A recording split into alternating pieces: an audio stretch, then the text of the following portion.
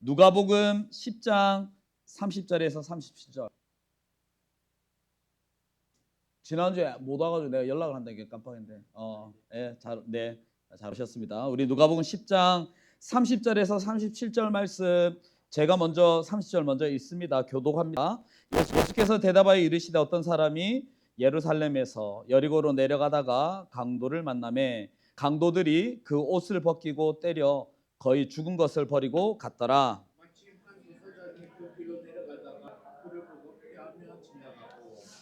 또 이와 같이 한 레위인도 그곳에 이르러 그를 보고 피하여 지나가되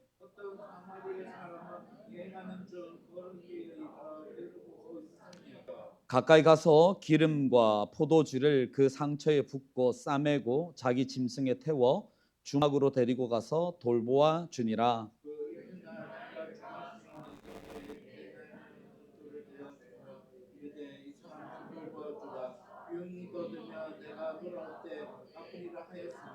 내 생각에는 이 세 사람 중에 누가 강도 만난 자의 이웃이 되겠느냐? 이르되 자비를 베푼 자니이다. 예수께서 이르시되 가서 너도 이와 같이 하라 하시니라. 아멘. 우리 말씀 나누기 전에 오늘 주제가 개인주의입니다.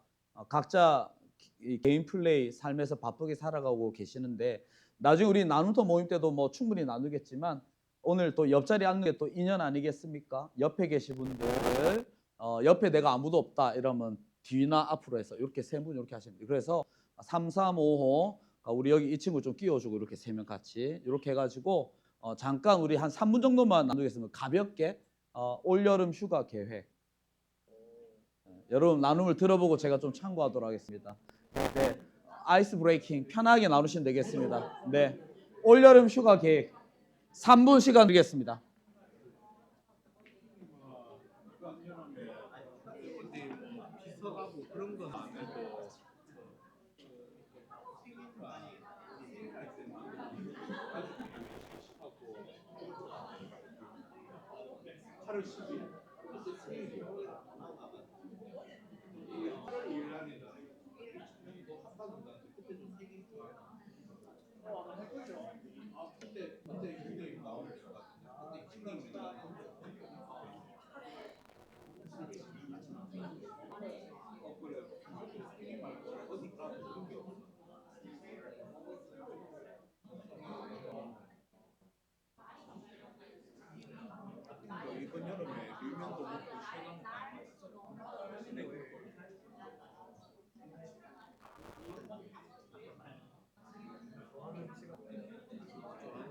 도진아 우리 뒤에 원빈이도 좀 끼워줘. 알겠지?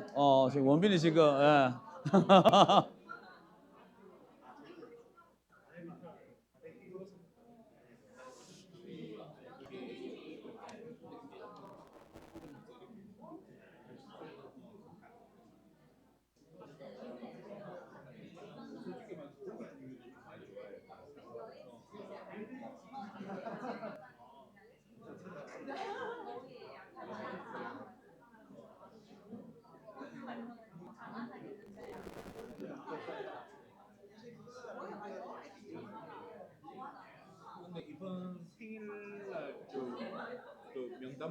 영훈이 우리 지무애랑 나눴어? 나눴어?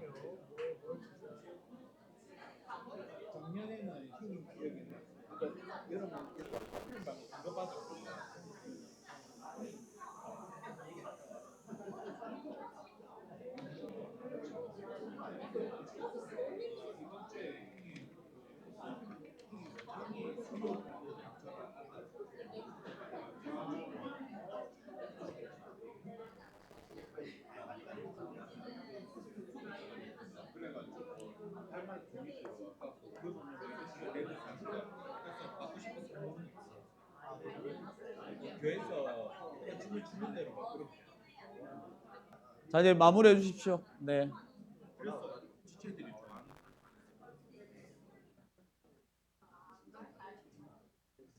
방금 이렇게 들어봤는데 너무 부럽다. 휴가 계획 중에 아무도 없어요. 뭐 스페인을 간다든지 막 호주를 간다든지 없어요? 알겠습니다. 혹시 난 아직 그 뭐 별다른 휴가 계획 없다 하시는 분들은 8월 10 뭔가 그거 같아. PPL 하는 것 같아. 예, 8월 16일, 17일 1박 2일 우리 대천교회 이청년부 경주 간포로 우리 추천드립니다. 저렴한 가격으로 우리 수련회 영과 육과의 우리 마음을 이렇게 채울 수 있는 단돈 3만 원에 여러분 3박 4일간 잘 모시도록 하겠습니다. 어제 우리 임원들하고 회의를 잘 마무리했는데요. 지금 잘 준비되고 있습니다. 경주 안 가시는 분들 굉장히 후회하게 될 겁니다.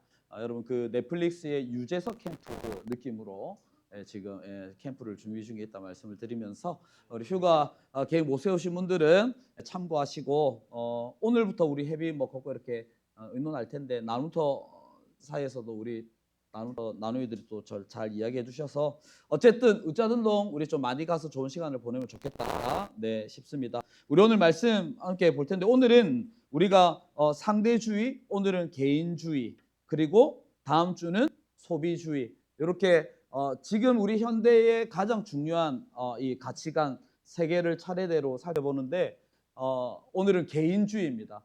저희 청년부장부 특징이 20대부터 40대까지 꽤 긴 이 텀이 있기 때문에 여기에는 이제 20대도 계시고 또 40. 이 말은 뭐냐면 MG도 계시고 X세대도 이렇게 다양한 연령층이 있는데 여러분 그 MG 세대 요즘 세대가 굉장히 개인주의가 두드러지는 것으로 보입니다. 제가 2022년 리얼미터 조사에 따르면 이제 물어본 거예요. MZ 세대의 특징이 어떻습니까?라고 물어봤는데 무려 이제 중복에서 응답이 가능한데 1등이 뭐였습니까? 그 개인주의로 나왔습니다. 예. 근데 쭉 이렇게 읽어보시면 다 개인주의와 관련된 겁니다. 2등은 남에게 피해 주는 것, 그리고 이렇게 피해를 받는 것을 싫어한다. 오늘 본문에 이제 그런 얘기들이 나오죠. 그리고 다른 사람과의 갈등을 회피하는 것, 주목받는 것 싫어하는 것, 그리고 자신에게 엄격한 이렇게 쭉 순위가 쭉 나왔습니다. 여러분 그 갈수록 이제 우리 젊은 층으로 어릴수록 여기 우리 중학교 선생님, 우리 장윤학교 미술 선생님도 계시지만 밑으로 내려갈수록 이 굉장히 개인주의가 두드러집니다. 제가 한번 들어보세요, 선생님. 저희 딸이 중학교 3학년 덕명 여중 다닐 때 제가 한 번씩 학교 앞에 데리러 갈 때가 있습니다. 절대 여러분 그러면 안 되는데 제가 창문을 열고 덕명 여중에서 제일 이쁜 김세보 애가 3일 동안 저랑 말을 안 하더라고요. 이게 막 학생들 막 내려오는데 제가 이렇게 차문을 열고 소리를 크게 질렀거든요. 그래서 굉장히 진지하게 저한테 아빠 다시는 나를 데리러 오지 않았습니다. 그래서 남산고등학교 전화하고 와서 한 번씩 제가 너무 이렇게 덥고 이러면 제가 데리러 갈게 문 앞에 경문 앞에 딱 있으면 창문을 딱 열고 가면 남에게 주목받기 싫어하는 이런 성격이 이런 기질들이 MG 전형적인 MG의 모습이죠. 제가 캠퍼스 간사로 사역을 오래 했는데 제가 왜 그만두지 아세요? 1900이 아니지. 2015년 여기 뭐 한 15학번 한번 손 들어보세요. 야, 진짜? 와, 제가 개인적으로 15학번 제일 싫어하거든요. 제가 15학번이 1학년 신입생으로 왔을 때, 근데 우리 자매들 말고 형제들, 1호학번 형제들이 그때 이제 제가 짬이 되는 간사였어요. 그러니까 우리 3학년, 4학년 순장들 저를 되게 무서워했거든요. 간사님을 되게 무서워했는데 1학년 때 그런 걸 잘 몰라. 1호학번 이 까나내기들이. 그래서 저랑 상담하는 시간이 이제 만들어졌어요. 그래서 이렇게 남자애들 4명이 이렇게 온 거예요. 1호학번 4명이. 너는 몇 학번이냐? 1. 그래가지고 이렇게 4명이 딱 앉았는데 저는 이제 이게 처음 다 예수 안 믿는 애들 2명 다. 그래서 안녕 나는 해양대 담당하고 있는 김지훈 간사라고 해 안녕. 그러니까 하더라고. 그래서 그래 너는 학교가 너는 어디서 왔니? 막 이렇게 막 얘기를 하고 있었어요. 이제 근데 제가 눈치가 굉장히 빠른 사람입니다. 그때 뭘 느꼈냐면 제가 이렇게 얘기를 하자마자 이 3명이 동시에 핸드폰을 꺼내더라고요. 그리고 핸드폰으로 뭔가를 했어요. 내가 이게 표정 관리가 안 되는 거야. 그러니까 얘네들이 나를 오늘 처음 받고 예수 안 믿는 애들이니까 잘해줘야지. 그래서 웃으면서 얘기를 딱 하는데 보니까 뭐 하고 있냐 게임을 하고. 그래서 제가 좀 충격을 그 순간 내가 너무 충격 먹었어. 그래서 알겠어. 너 지금 뭐해? 이렇게 이러고 딱 닫더라고. 그래 너는 어디서 왔어? 이렇게 했는데 얘가 저랑 대화 끝난 애가 폰을 꺼내더니 게임을 시작하는 거야. 그러니까 자기와의 얘기 아니면 딴 얘기는 안 듣는 걸 그날 제가 그 상담을 끝내고 집에 와서 간사를 그만둬야 되겠다. 더 이상 내가 얘네들을 감당할 수 없다. 그러니까 이것을 이제 지금 이 말에 공감하시는 분들은 저랑 이 뭐랄까 연세가 비슷하신 분들, 그러니까 예의 없다. 이건 선을 넘은 거다, 그죠? 그렇게 생각하시는 분들은 저랑 연배가 비슷한 분들.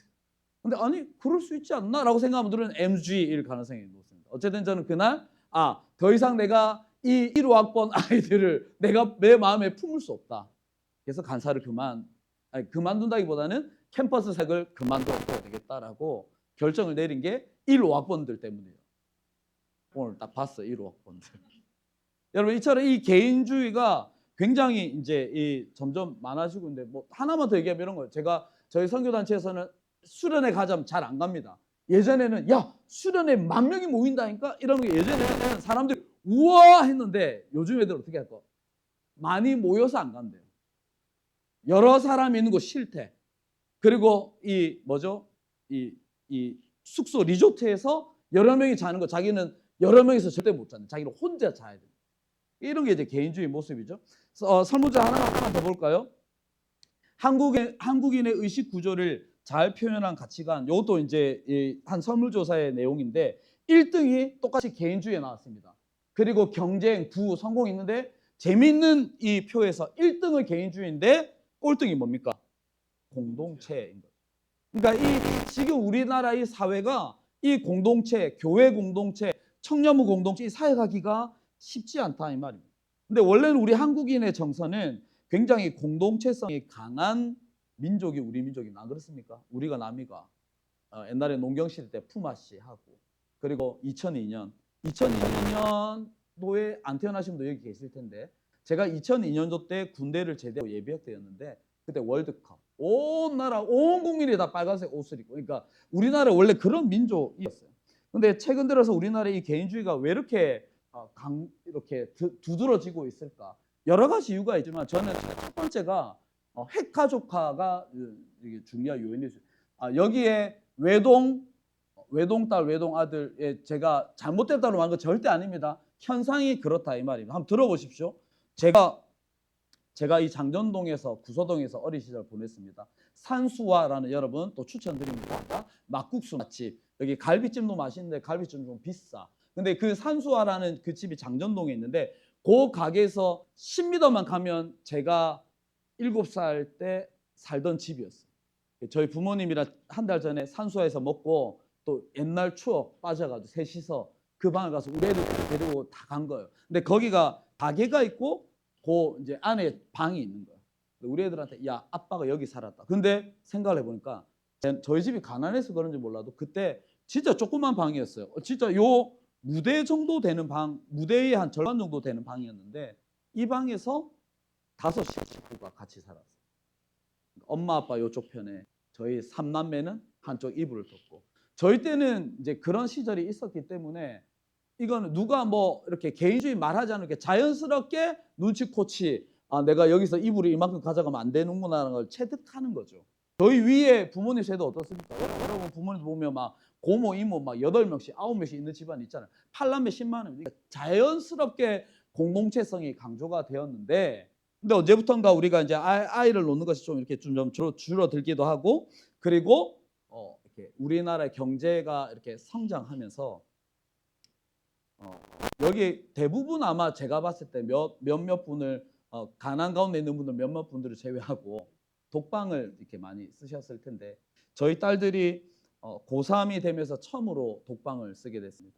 구서동 이사 오면서 애들 너무 좋은 거예요. 그 전까지 딸 둘이서 같은 방에 사는데 계속 싸웠어. 여기 자매들 있죠. 혜주애미 저봐 한 칸 두고 딱 앉잖아. 같은 방에 사는데 너무 많이 싸웠는데 지금 딱 독방을 쓰니까 너무 좋아요. 그러니까 이게 혼자 있는 것이 너무 편해졌고 여러분 세대 때 지금 젊은 친구들은 태어났을 때부터 자기 방을 쓰면서 살아왔기 때문에 혼자 있는 게 너무 편한 거예요. 누구 신경 쓸 일도 없고 에너지 쏟을 일도. 근데 이런 어떤 문화들이 자연스럽게 우리나라 사회에 개인주의가 두드러지게 돼. 이 그래프가 잘 보고 있죠. 여러분 하나만 더 볼까요? 여기다 기름을 부은 프로그램이 있습니다. 나혼산. 나 혼자 산다. 여러분 되게 좋아하시죠? 이 프로가 엄청 오래된 프로입니다. 저는 이걸 한 번도 제대로 본 적이 없습니다. 왜냐면 저는 한 번도 저 혼자 산 적이 없기 때문에. 보면 너무 부러울까 봐. 근데 나 혼자 산을 보면 좀 느낌이 어때요? 혼자 살만하다. 혼자 사면 너무 좋다라는 어떤 이제 혼자 사는 것을 개인주의를 좀 되게 미화해 주는 것 같아요. 그러면서 자연스럽게 단어들이 막 생겨났죠. 혼밥. 여기 요즘에 저런 가게 엄청 많잖아요. 그죠? 혼자서 밥 먹을 수 있는 가게도 너무 많아요. 그래서 제가 요번에 이 개인주의로 해서 제가 이 뭐죠? 그 논문을 한 3개를 봤는데 어떤 논문에 보니까 여러분 좀 맞추는지 한번 보세요. 이거 못 맞추면 MC가 아닌 거야. 혼밥이 뭐죠? 혼술, 혼행, 다 아네? 혼곡, 혼자 노래방 가는 거. 다들 X세대. 그 다음에 혼영. 혼자요. 저는 오늘 저녁에 혼영할 예정입니다. 호프를 볼 예정입니다. 보지 마. 지금 보지 말라는 사람이 굉장히 많던데. 하여튼 혼영 이런 개인주의 문화가 굉장히 확산이 되었는데 이제 이것이 젊은이들뿐만 아니라 전체적으로 이 개인주의가 확산되면서 일어나는 사회적 문제들이 뭐가 있습니까? 독거노인, 혼자 사는 분들, 독거 그리고 뭐죠? 이 고독사 이런 이제 사회 문제들이 있는데 여러분 뭐 이런 세상적 얘기들 더 많이 할 수 있지만 좀 결론적으로 얘기하면 세상은 계속해서 이 문화나 TV나 여러 가지 것들을 통해서 와 혼자 사니까 너무 편하잖아.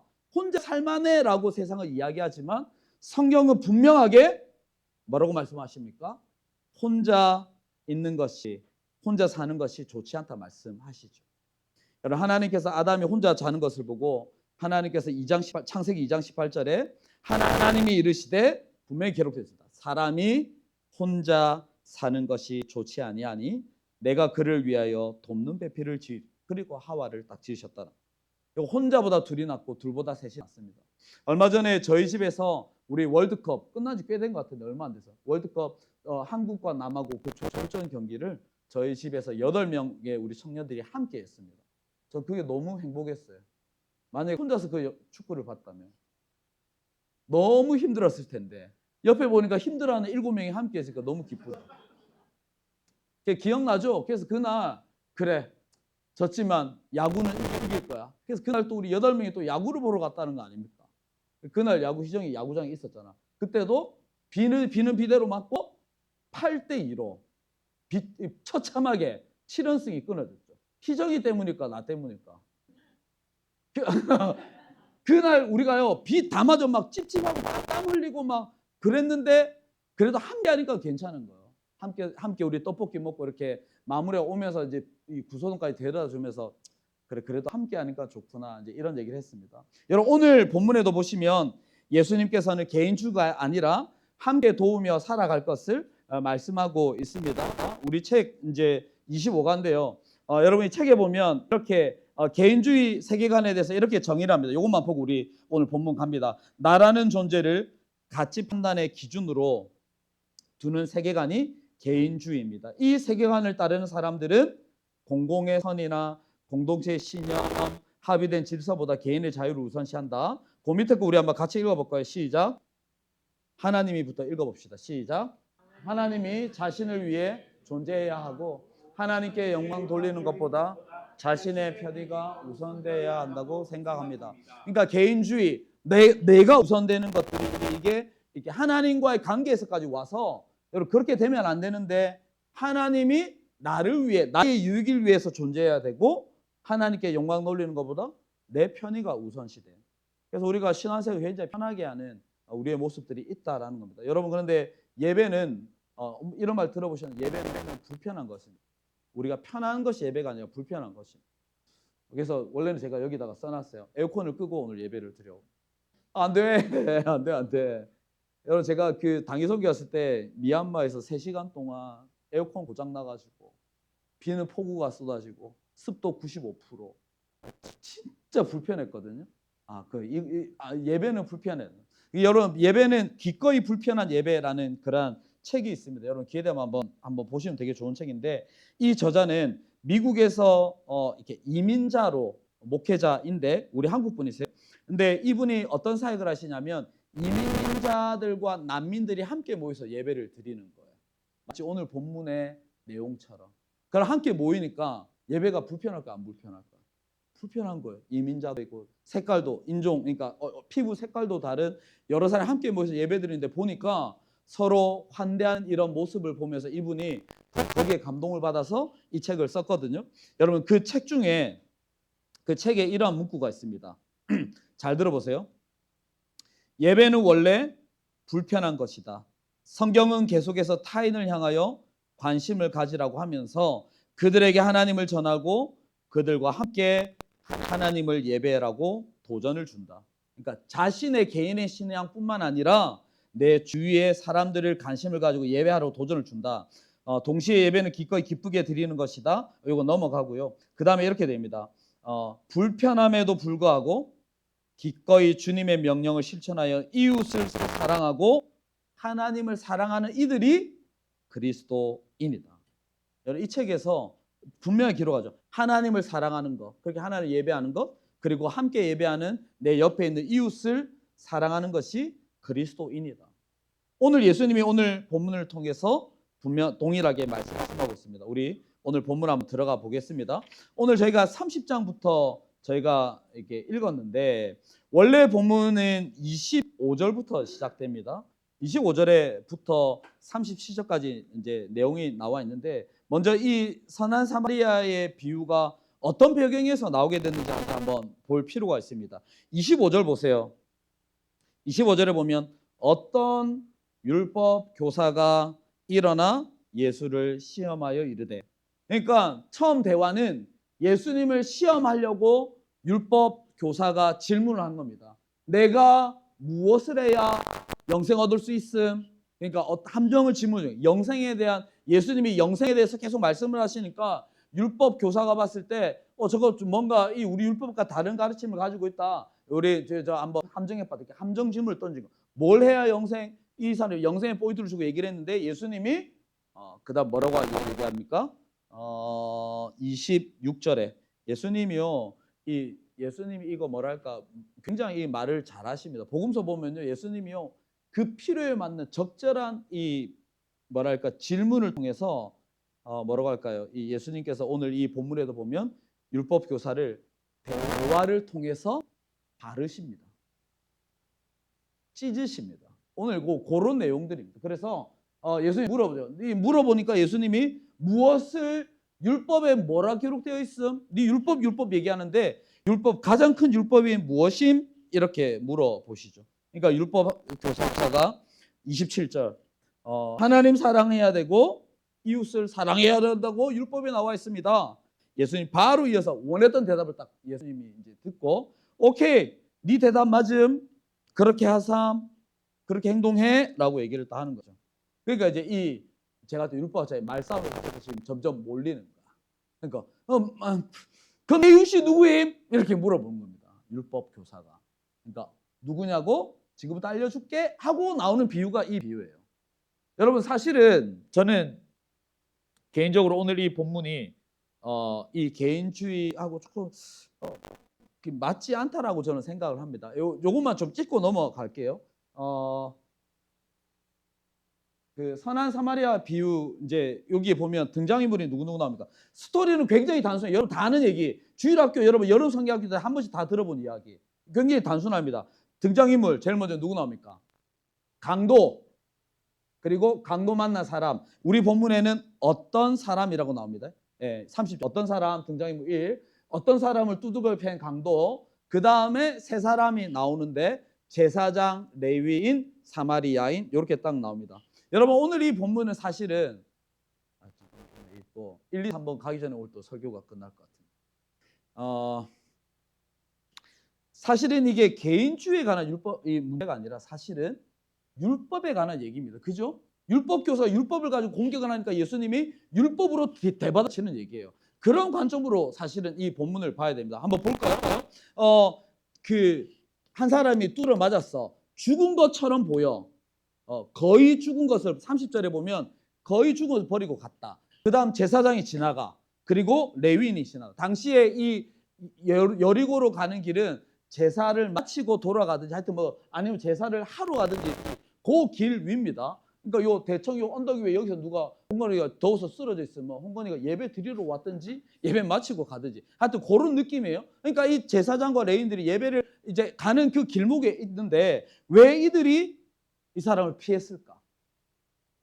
제사장과 레위인이 개인주의가 심해서 아닙니다. 제가 봤을 때는. 근데 물론 개인주의로 얘기할 수도 있어요. 그가 더 큰 이유는 뭐죠, 우리 희정 씨? 율법 때문에, 율법. 왜냐하면 제사장 율법 중에 제가 여기 엄청 많이 찾아왔는데 다 얘기 안 할게요.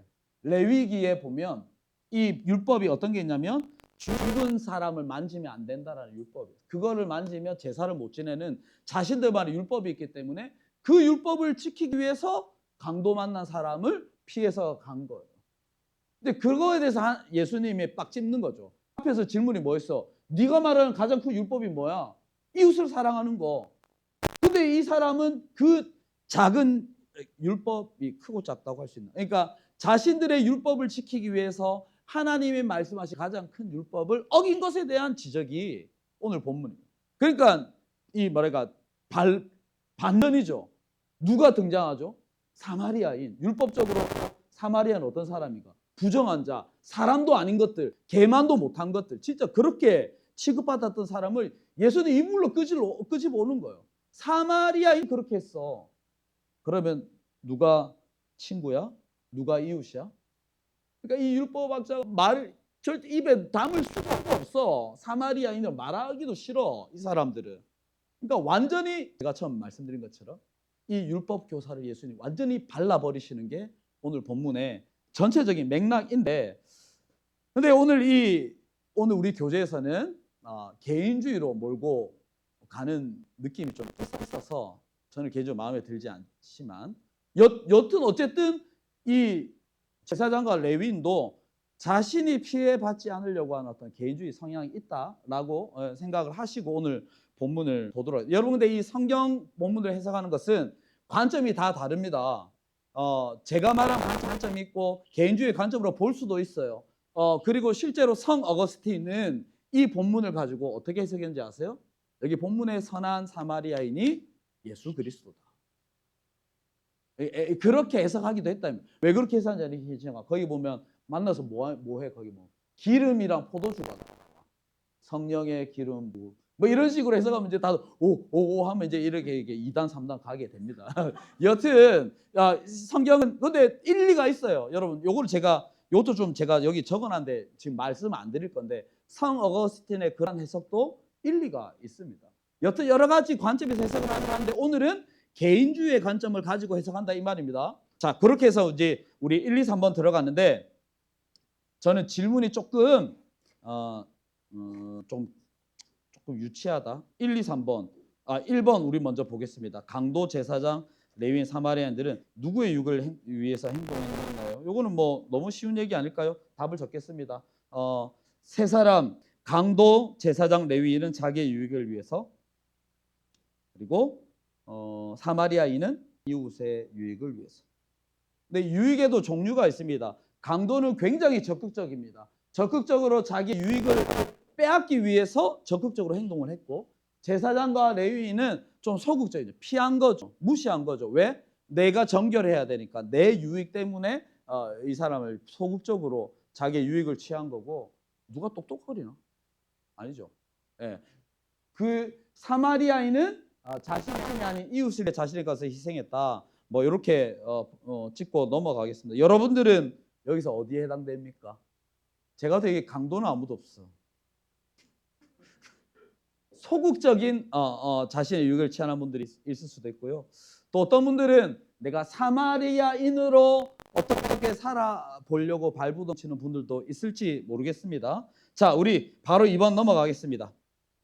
2번. 자, 그러면 2번 문제가 선한 사마리아, 오늘 이 선한 사마리아 행동이 자연주의적인 세계가 이 땅의 가치관으로 볼 때 왜 선한 행동이 아니었나를 이제 물어봅니다. 별로 어렵지 않죠? 정답 쓰십시오.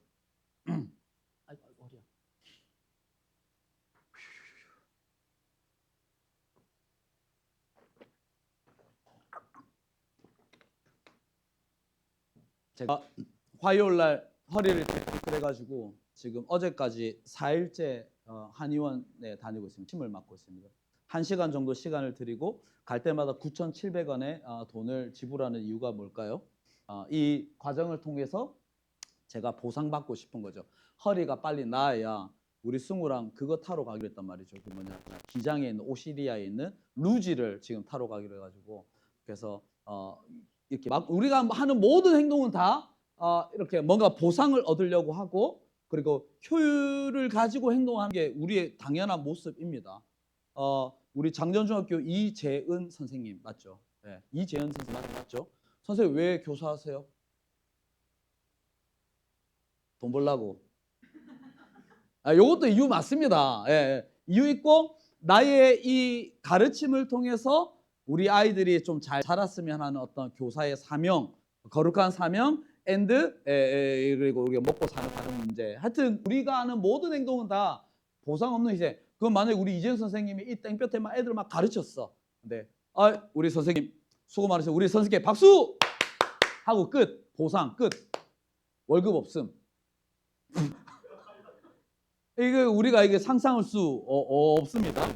자, 그러면 지금 오늘 본문의 선한 사마리아의 행동은 보상 없는 희생, 효율 없는 행동. 그러니까 이게 아마 비유니까 예수님이 비유를 완전 극단으로 갑니다. 이 제사장과 레위인은 지금 어디를 갔다가 하는 게 예배 마치고 가는 길이, 예배를 드리러 가는 길이었어요. 그러면 충분히 할 수 있어. 근데 이 사마리아인은 뭐 하는 중이었을까요? 뭐라 써놨는지 알아요? 성경을 이렇게 구체적으로 되게 재밌습니다. 여행 중이면 휴가 중입니다. 제가 이제 오늘 딱 예배를 마치고 휴가 이제 딱 갔는데 희정이 전화 가지고 목사님 지금 힘든 게 있어요. 상담할 게 있어요. 그럼 제가 뭐라고 할까요? 휴가 끝나고 보자. 지금 사마리아인이 휴가를 가는 길인데 그 사람을 보고 어떻게 했다고요? 자기 하는 거 모두 다 버리고 데리고 가서 여관에 가서 먹이고 입히고, 거기 보면 3일 뒤에 내가 와서 다 지불하겠다. 다. 굉장히 이렇게 적극적으로 일을 하고 있거든요. 여러분, 제가 그러니까 개인주의 세계관을 가진 사람의 세상 사람들의 눈에 보면 여러분 같은 분들을 좀 뭐랄까 이렇게 굉장히 비효율적으로 보는 시각들이 있습니다. 안 그래요? 주일 오후에 곧 이제 여러분은 5시간 뒤에 영우라 출근해야 돼. 저는 휴가지만. 그러면 이제 집에서 쉬어야 돼. 몸을 이렇게 관리하고, 여러분 나이 정도 되면 이제 몸 관리하고 좀 에너지를 쫙 해야 되는데, 근데 세상 사람들이 봤을 때는 아니 뭐 안 하고 저기 교회 가서 저렇게 앉아있냐? 누가 돈을 주냐? 뭐 이런 얘기 여러분 들어보셨어요? 왜 여러분 여기 앉아 있습니까? 세상 사람들의 관점을 봤을 때는 왜 저렇게 효율 없는 짓을 하고 있냐라고 우리를 바라본다 이 말입니다. 가장 비효율적인 사람들이 누군지 아세요? 화요일, 목요일마다 있는 제가 전도위원회를 하고 있는데 우리 권사님들 제가 볼 때 가장 비효율적인 사람들이야. 너무 열심히 해요. 한 번에 제가 이제 마무리하러 딱 갔는데 제가 혼났다는 거예요. 왜 이렇게 일찍 왔냐고. 우리 아직 전도가 안 끝났는데 10분만 기다리라고. 그래서 내가 아니 이분들이 뭐 10분 다음에 일당을 더 주는 것도 아닌데, 우리 어떤 권사님은요 자신의 돈을 털어서 이 먹을 것을 이만큼 싸가지고, 오늘도 아까 제가 봤어요. 어르신들 섬겨. 누가 돈 줍니까? 아닙니다. 세상적으로 가장 비효율적인 효율 없는 행동을 하고 있습니다. 제가 그 누구보다 효율적인 사고를 하는 사람이거든요. 근데 안타깝게도 제 직업은 가장 비효율적인 직업입니다.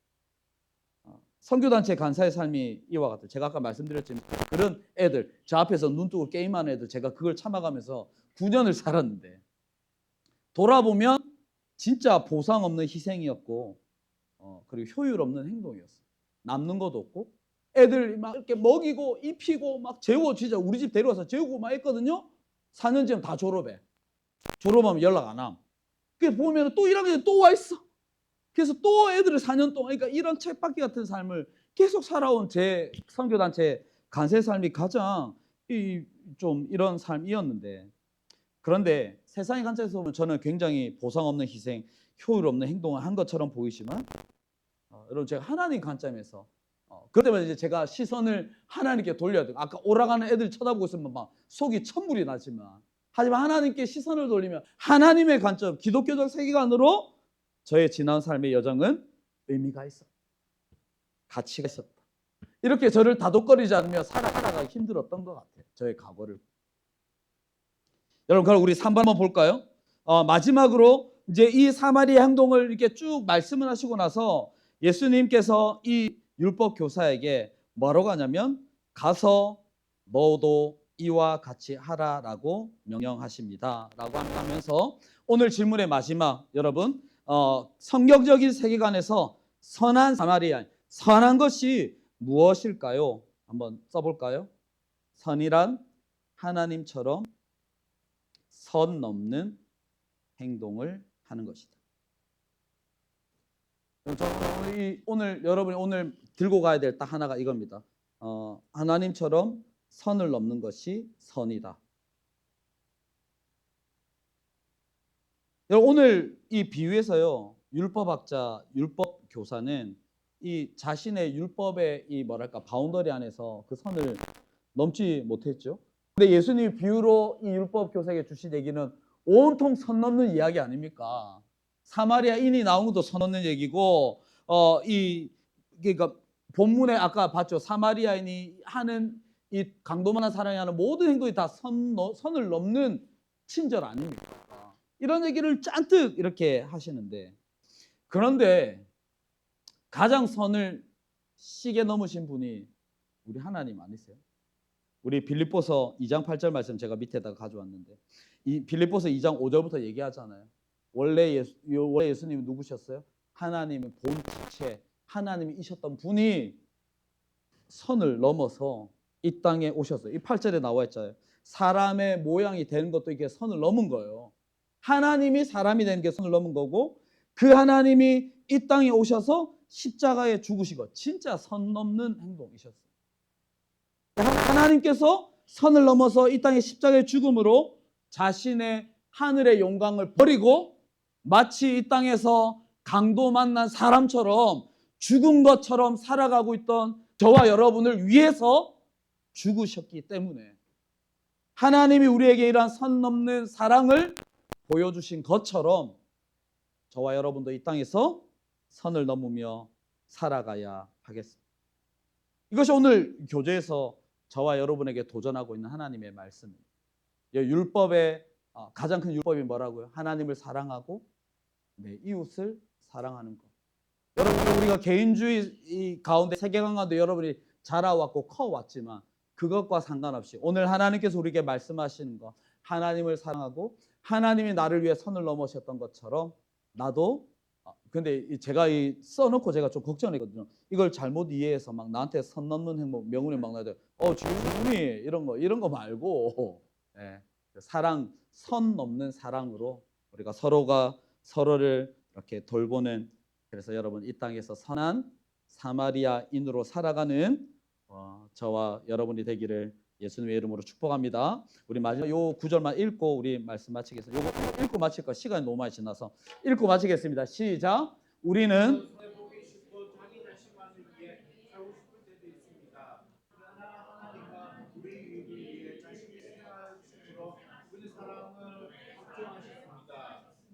그리고 그분께서 우리에게 가서 너도 이와 같이 하라고 명령하십니다.